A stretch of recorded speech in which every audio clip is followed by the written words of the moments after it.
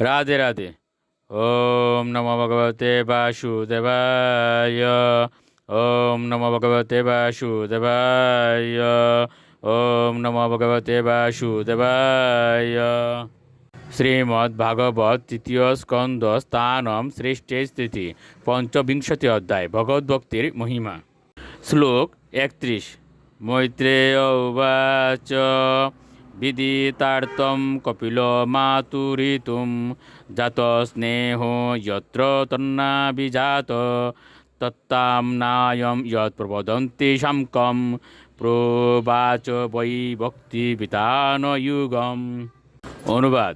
শ্রী মৈত্রেয় বললেন, তার মায়ের কথা শুনে কপিলদেব তার উদ্দেশ্য অবগত হয়েছিলেন এবং তার প্রতি তিনি কৃপাপরবশ হয়েছিলেন, কেননা তার দেহ থেকে তার জন্ম হয়েছিল।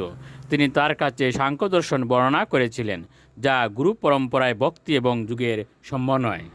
শ্লোক 32। শ্রী ভগবান উবাচ দেবানাম গুণলিঙ্গানামানুশ্রবিক কর্ম নাম সত্য এবৈক মনস বৃত্তীয় স্বাভাবিকী তুয়া অনিমিত্তা ভগবতী ভক্তিও সিদ্ধের গরি অসি। অনুবাদ।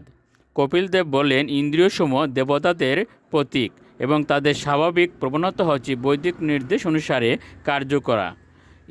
ইন্দ্রিয়গুলি যেমন দেবতাদের প্রতীক, তেমনি মন পরমেশ্বর ভগবানের প্রতিনিধি। মনের স্বাভাবিক বৃত্তি হচ্ছে সেবা করা। সেই সেবার ভাব যখন কোনো রকম উদ্দেশ্য ব্যতীত ভগবানের সেবায় যুক্ত হয়, তখন তা মুক্তির থেকেও অনেক অধিক শ্রেয়স্কর। শ্লোক 33। জড়য়তাসু ইয়াকুশম নির্গীর্ণ মনোলয়তা। অনুবাদ। ভক্তি জীবে শুকনো দেহকে অতিরিক্ত প্রয়াস ব্যতীতই ক্ষয় করে ফেলে, ঠিক যেমন জঠরাগ্নি সমস্ত ভুক্ত দ্রব্যকে জীর্ণ করে দেয়। শ্লোক 34।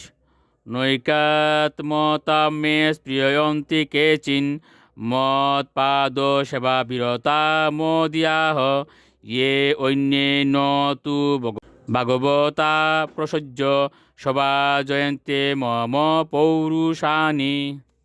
অনুবাদ। যে শুদ্ধ ভক্ত সর্বদাই আমার শ্রী পাদপদ্মের সেবায় যুক্ত, তিনি কখনো আমার সঙ্গে এক হয়ে যেতে চান না। এই প্রকার ঐকান্তিক ভক্ত সর্বদাই আমার লীলাবিলাসের এবং কার্যকলাপের কীর্তন করেন। শ্লোক 35।